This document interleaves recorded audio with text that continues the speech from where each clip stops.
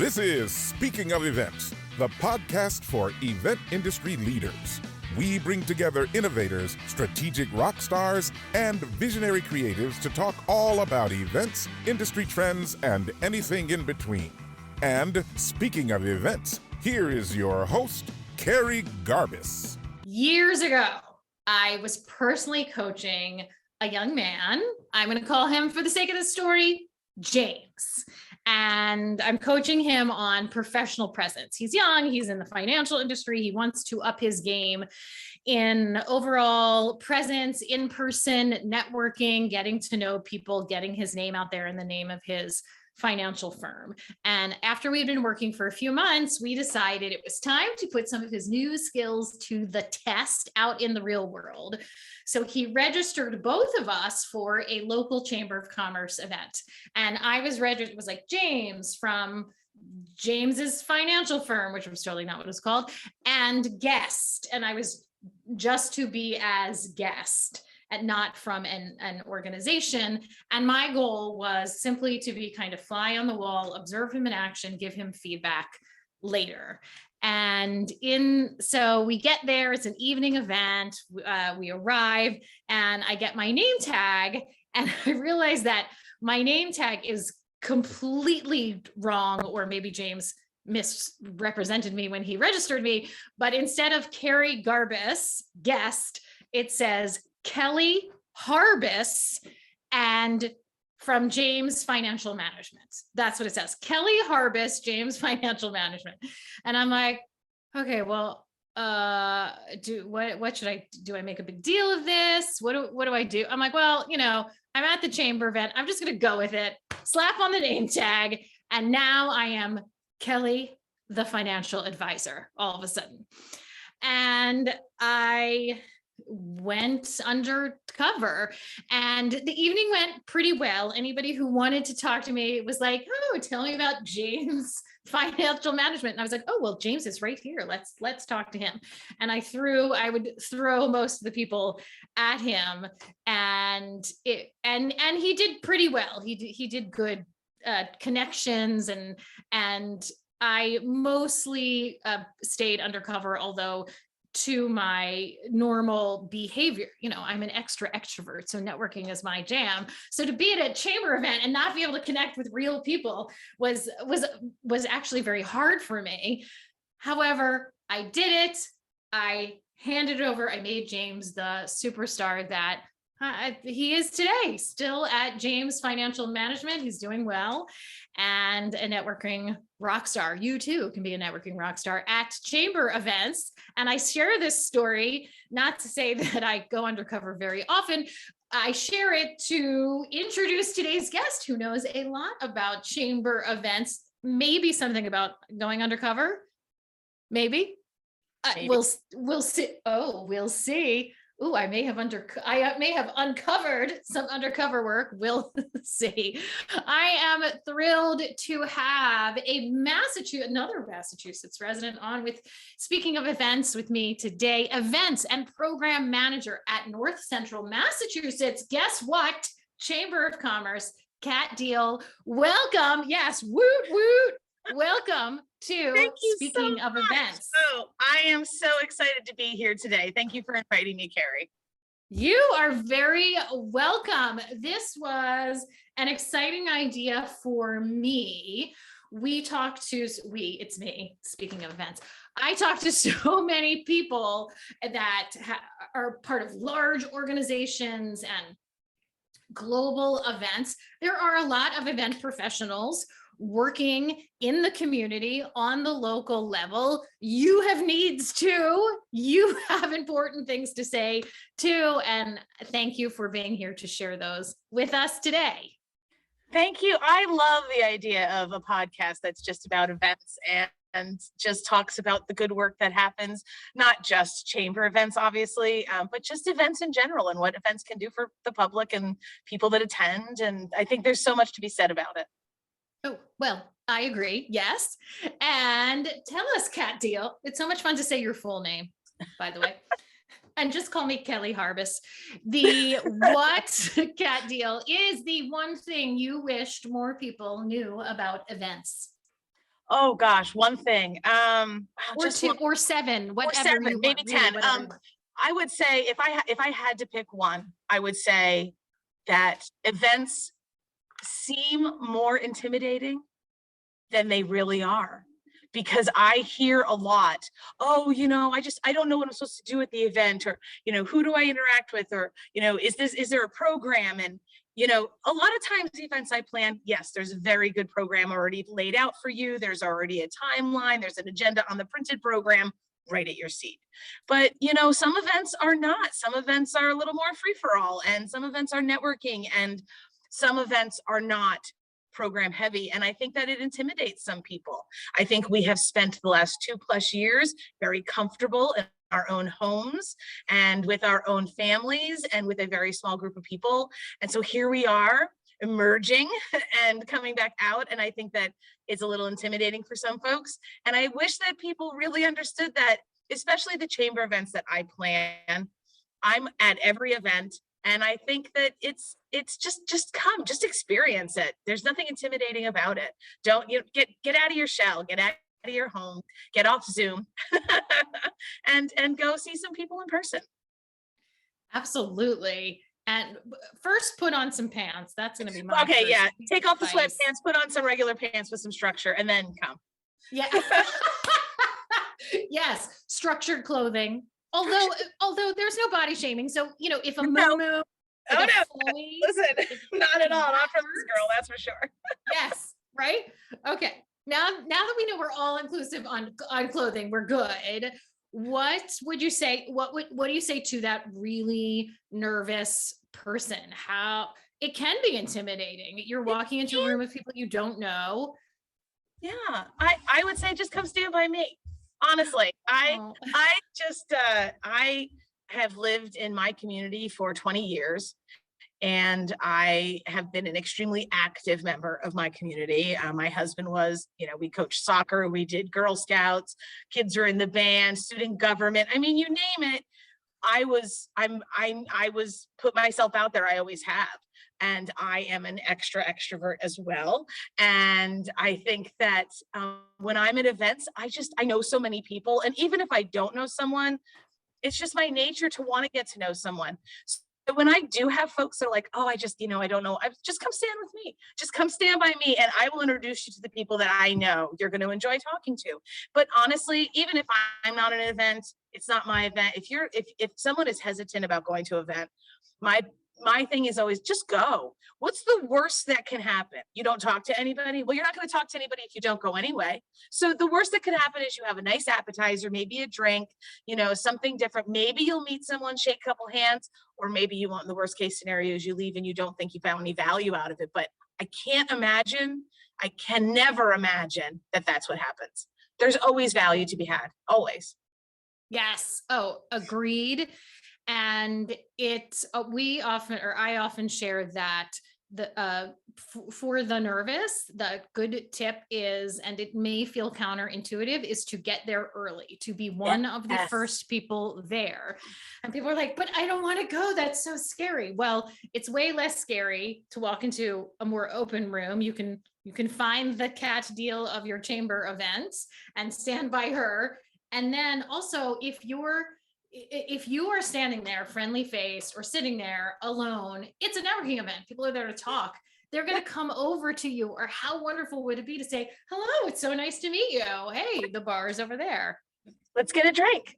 Let's get a drink. Absolutely. Yeah. I think that first step is always so hard, right? That first step is always the hardest step in anything new or scary. I think that people always feel like, I can't even take the first step. But I agree, getting there early is great because the room will be empty. You'll have a chance to talk to the event planner probably who's at the registration table, or someone else who works there. You'll understand the layout. You'll scope out a great spot. I would always get a spot. If there's seating available, always get a spot that faces the entrances so you can see the folks coming in.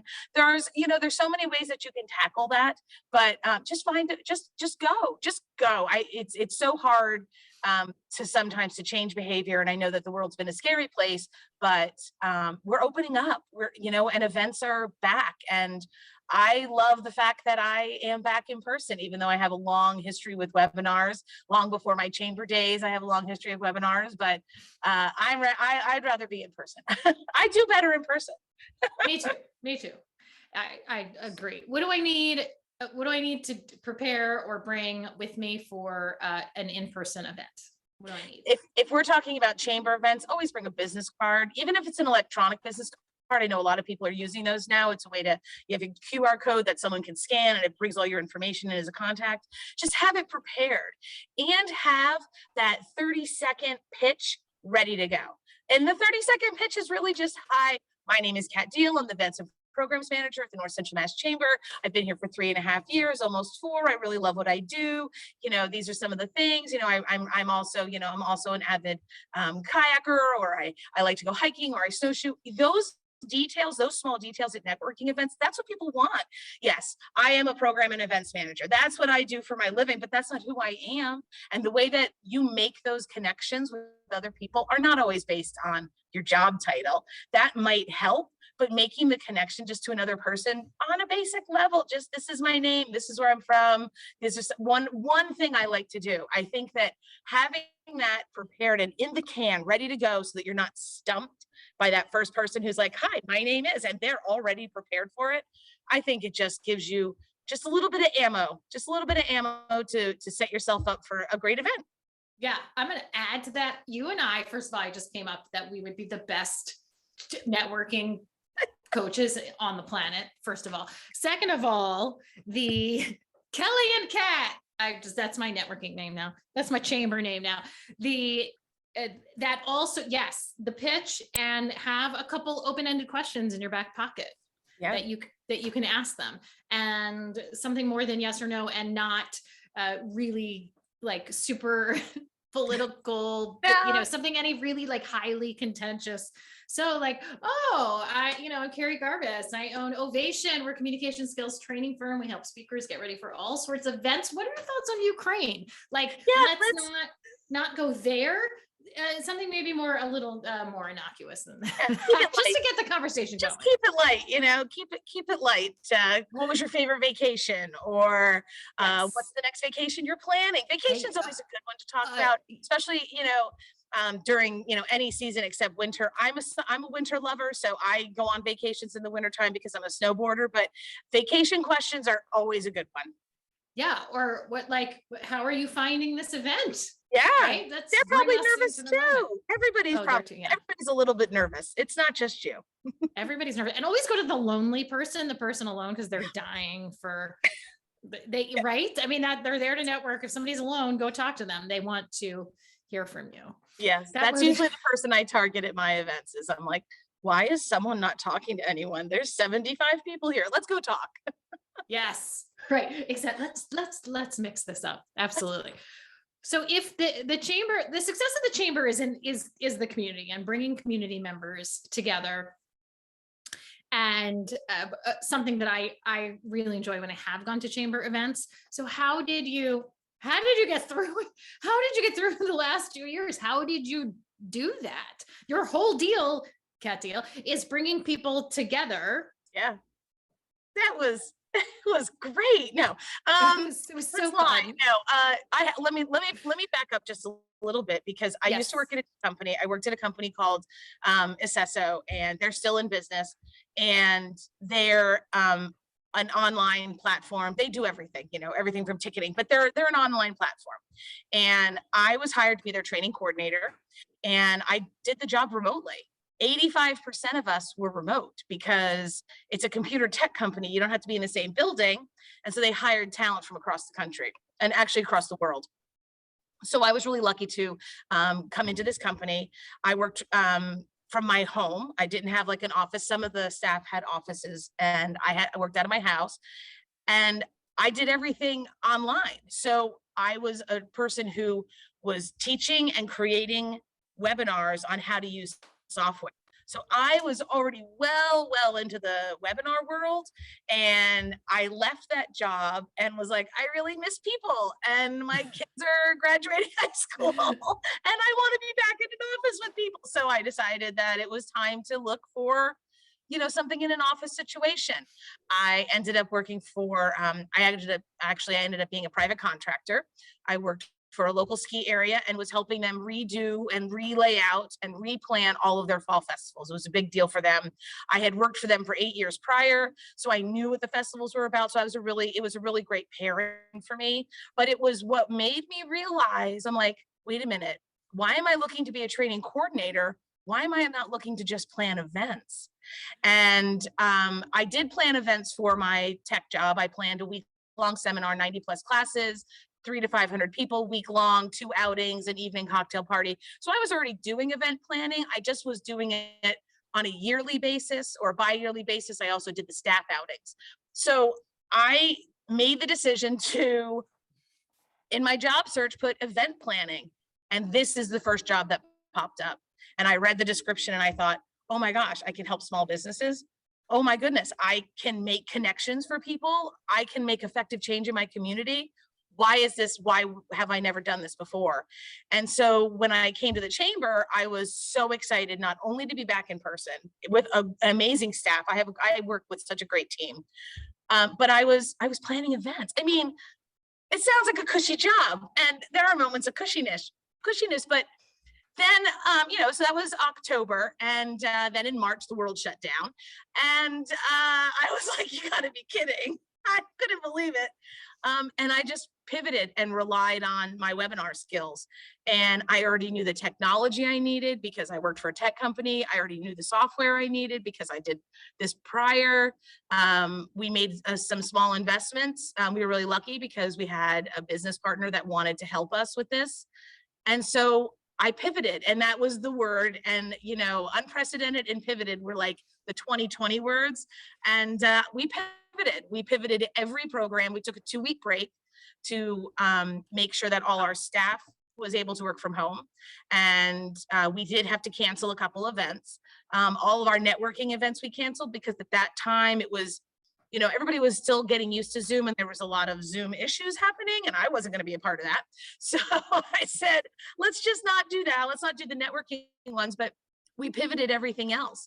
And so we moved online, and we used a great software program, and I started editing videos again. And now we have a library of like 40 webinars. Yeah. So I was really lucky. I had the history, I had the knowledge, I had the technology to use. I had everything I needed to pivot our office into an online format. What platforms, what's your current tech stack, or what was your tech stack? So I love GoToWebinar. So GoToWebinar does GoToWebinar and GoToMeetings. Yes. The reason I really love them is, one, the output videos are very high quality. Yes, it takes a while to render in terms of if you're recording multiple video inputs, like a Zoom meeting input where you have all the videos. So you can do that on GoToWebinar as well. At the beginning of the pandemic, they limited it to 6 people on camera. And within weeks, they were like, oops, that was a mistake. Let's let everybody who wants to be on camera be on camera, because they're losing a ton of money to Zoom. So we use that for our presentations where we don't want everyone on camera, right? So I have to say that there are so many platforms to use out there. There is something for everybody. And there's a level of which you can use it and costs for everybody. So GoToWebinar, team meeting, Zoom, Google. I mean, there are so many ways that people can connect. But for the programs that I was doing, which a lot of it at the beginning was talking about coronavirus, talking about restrictions, talking about the laws, talking about how this affects businesses, how can small loans be done, PPP loans. I mean, our office was processing all that because we have an economic development arm. So I needed to make sure that all of that was out there. And what I didn't need was a bunch of people getting stuck on a potato filter and looking like potatoes on my screen. I'm not trying to be rude here, but we needed it to be in a somewhat serious setting. So made sure that, so we use GoToWebinar for that, because not everybody can get on camera unless the organizer says you can be a panelist, you can be a presenter. There's levels of even access. So GoToWebinar was definitely a savior, and it's an investment, but it's one that I'm really excited that the Chamber has continued to invest in, even though we move back to in-person events. We do use Zoom a lot we use that for any of our group meetings, committee meetings. We did staff meetings over Zoom. And we also use the GoTo meeting portion. We were using that for recording podcasts right off early, because a lot of people were having issues with cameras. And we thought, well, this is just a conference call then, right? We don't need the visual. So we were, I think the nice thing is that there are so many options for what you can use. And then on the post side of it, you have to choose a software for editing. And then again, there you've got all those options as well. So we particularly use Camtasia Studios. That's one that I've been using for a long, long time. I actually love it. It layers tracks for you, and it's a little geeky. Sorry, I did tech for a long time, so I'm a little geeky when it comes to tech. I know, I love it. I'm loving it. We're loving it. Go, yes. Yeah, so it's just, I think that there's enough out there for everybody to have the ability to do webinars, and it takes so little. And it's minor software to learn. It really is. I feel like any chamber, any business organization, any organization that is continuing to do remote work is using webinars in some format, and that they should be capturing that information if they can, editing it and saving it. I think it's just great to have that. Well, nice parlay into my next question, which is what are you using from what you learned in the past 2 years in today's events? Oh gosh. So I think that, well, minor things, right? But they're big things. Like, we don't do tables of 10 anymore, do tables of 6. Gives people a little more elbow room. Instead of using smaller spaces for events, we use larger spaces so people can spread out. Outdoor as much as we can, right? You have to roll with it. There's so many options to do that. So we definitely have some meetings that let me back up for a second, because one of the great things about having pivoted to webinars is that now when it snows or in January, I don't even try for in-person. Why would I try for in-person? I just put them on, we do it online. Yeah. Because there's no reason to, then I have to cancel, then I have to send everybody a link, and January and a good part of February, we just go online for some of our meetings because there's no reason not to. Why wouldn't we just go online? Smart choice for here in New England. Yeah. For sure. Right. So I think that there's a lot of lessons that have been learned and a lot of adapting that has occurred over the last 2.5 years. And to be a part of it and to be in an organization that supported that, that's really amazing, because not every organization could support it and could do that and make the investments that were required to do it right. And I'm really lucky that my chamber, my boss, and my teammates understood the importance of investing in a platform that really was robust enough to handle what we wanted to do and to maintain the level of programming that we have. We have a very robust program. We have about 100 programs in 10 months. And and so I wanted it to be right. I wanted it to be done right. And so when we came back in person, it was making those small changes. No more buffets, plated breakfasts, plated lunches, everything in containers, right? Individualized containers, as much as we could bring it back. We did. And for those who weren't able to make it or were uncomfortable, we did a lot of recording and a lot of live casting. You have to be adaptable when it comes to events. You have to be ready to change. Everything from, oh, look, all the decor in this era is like the pastels and the soft edges and the marketing is, to now we're going right back to the lovely 80s of jewel tones, right? So just following those trends, like there's so many things that you can do to set yourself apart for events, but being adaptable is the best thing you can be. Is if you're going to be an event planner, be adaptable, be ready for things to fall apart and change, and roll with it. Yes. And shout out to jewel tones. I do love a jewel tone. Absolutely. Me too. Listen. Personally, did you learn anything about yourself in the past 2 years? I certainly had a couple of oh, wow, this is interesting that I learned this about myself. Anything that comes to mind? Sure. I think that I learned that I'm actually a little smarter than I thought I was. And it was a good moment for me to realize that I have a skill set, when you go from one job to the next job, to the next job, to the next job, and I'm a long-termer. So like I will do 8 years somewhere, I don't want to I never was that person. I realized that I have a lot of experience that I was able to really pull from. I didn't realize that speaking in public and being afraid of that would also translate to being nervous speaking into a camera and without an audience. And I think I was really lucky in my previous job to have so many people that were, they were already remote and working like that. So they understood how to do it and it didn't bother them. But it became obvious that not all of my speakers were comfortable with the technology end. And so learning how to kind of resort back to my tech days and be a tech person, I was like, wow, I still know all of this stuff. Like just doing troubleshooting on the phone with people. It's like, no, go here, do this, click this up. Nope, I can see your camera now. Yep, I can see you. Those things really made me feel good. Like I was like, I didn't lose it. I didn't lose all my tech skills. And you feel valuable, right? You feel like I can help this person who I, asked, and they were gracious enough to be on my program and speak to my group. So for me to be able to be like, oh, I can help you with that. No, let me help. It just really, I think it's a value boost. It's just an internal boost for yourself to say, look what I can do. Look what I have. Look at these skills. So I think that while I learned a lot of other things, I think we all were put to the test. I think our resilience was all tested across the board. It was great to be able to say, wow, I can do this. I got some skills. I got some skills. You do have some skills. You do. And then the speaking in public thing, that's my skill. That's my jam. And that was a nice moment for me to realize that, because we were we've always been a virtual organization, Ovation, my company. So I like to say we were Zooming before it was a verb. It's funny because we used to be GoTo, and now we were Zoom right before the pandemic hit. We went to Zoom. We were way ahead of the curve. So yeah. we're trend setters or not.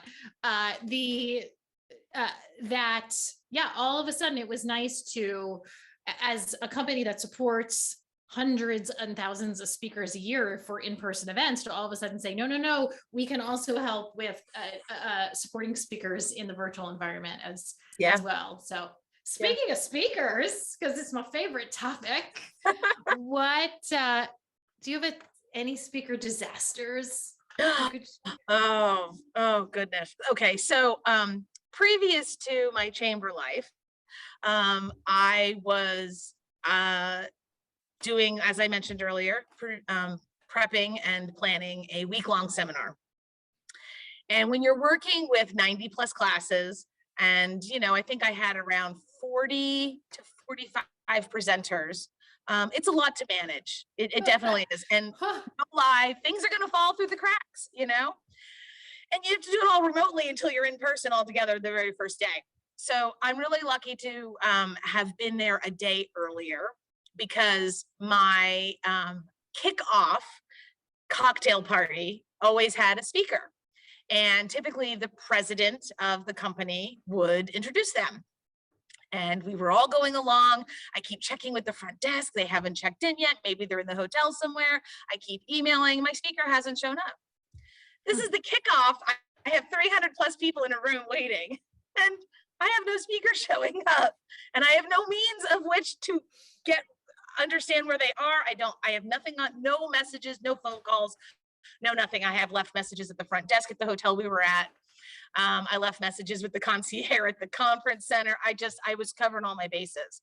And I had to, right before my boss introduced the speaker, I had to run up on stage, which if anybody listening to this has ever been at one of my events or seen the pictures of our events, you will notice you don't see me. I am very much so not in the pictures. I am behind the scenes running everything.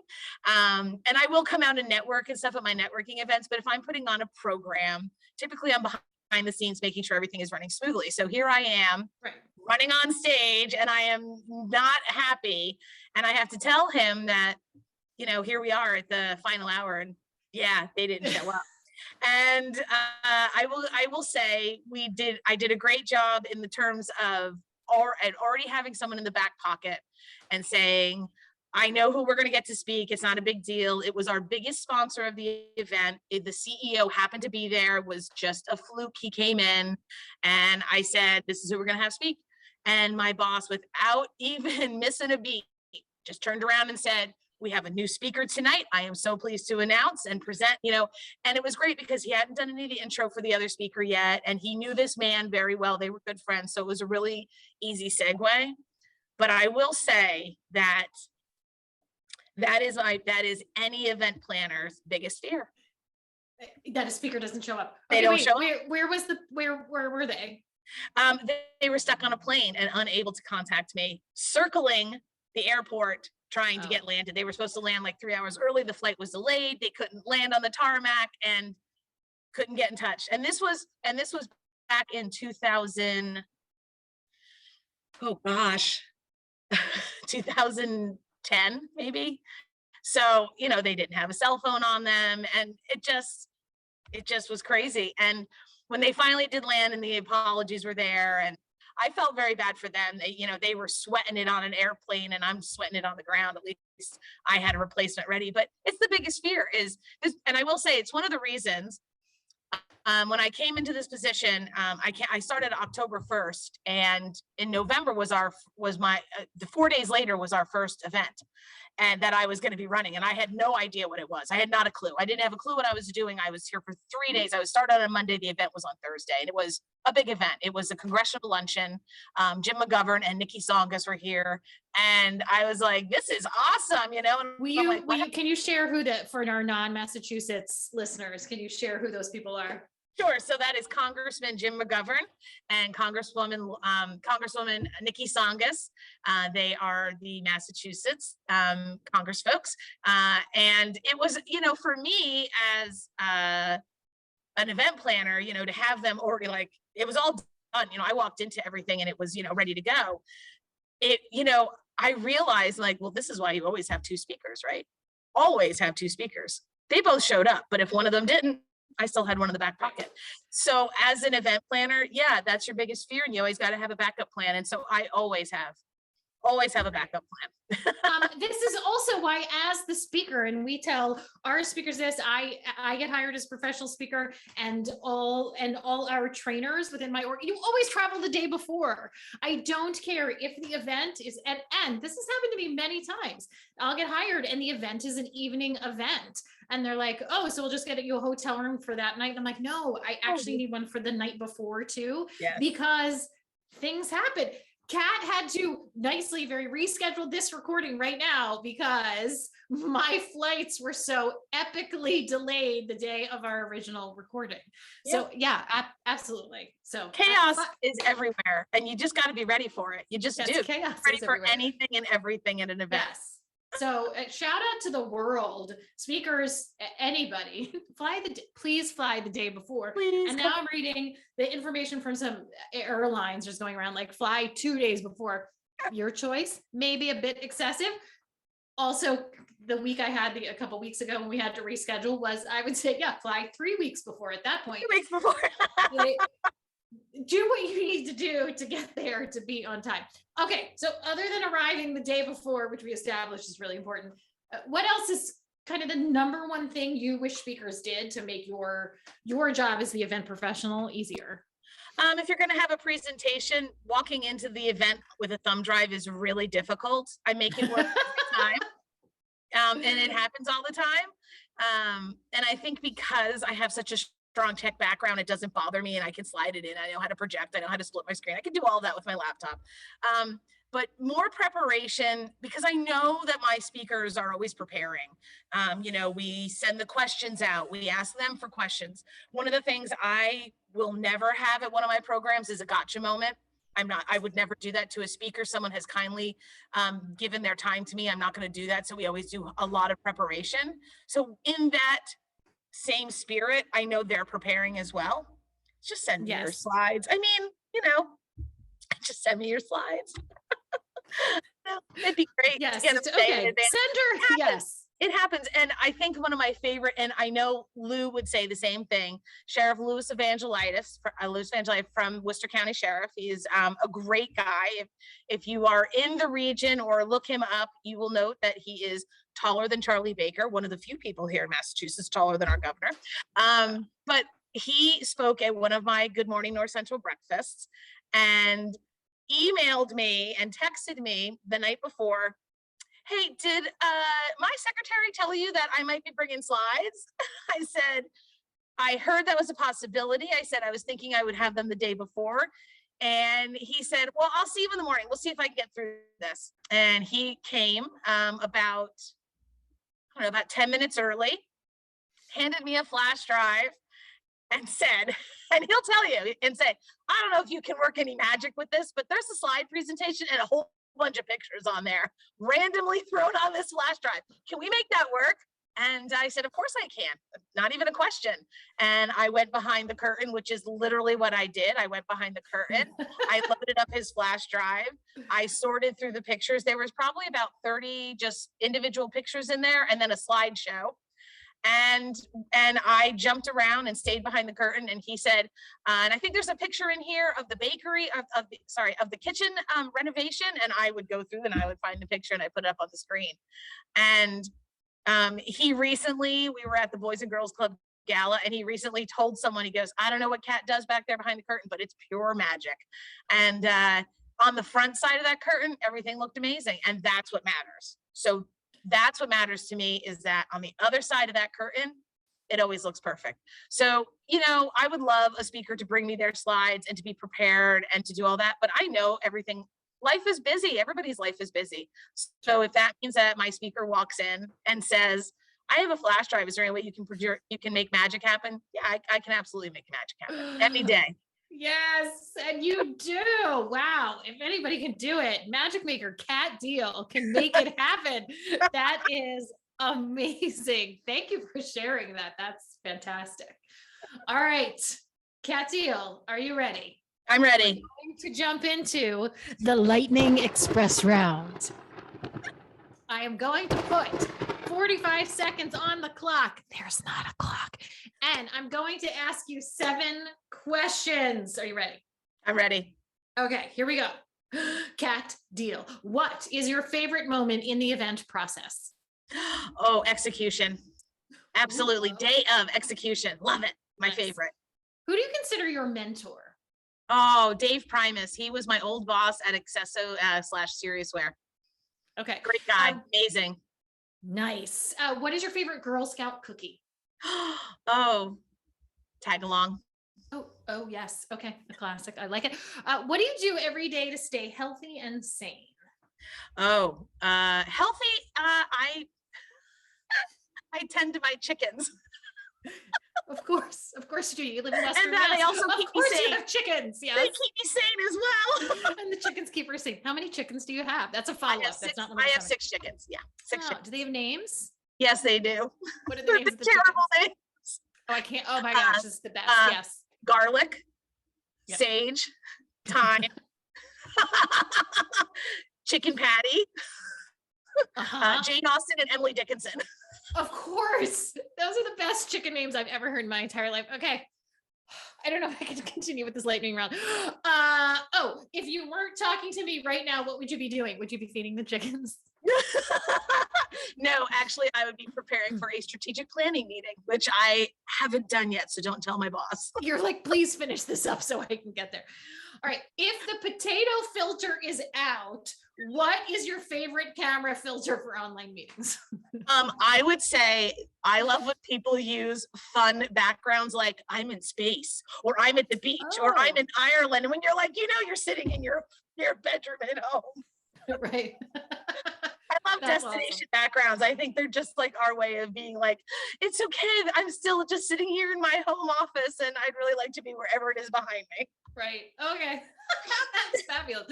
Final question, Kat Deal. What is the best way to take care of an event professional?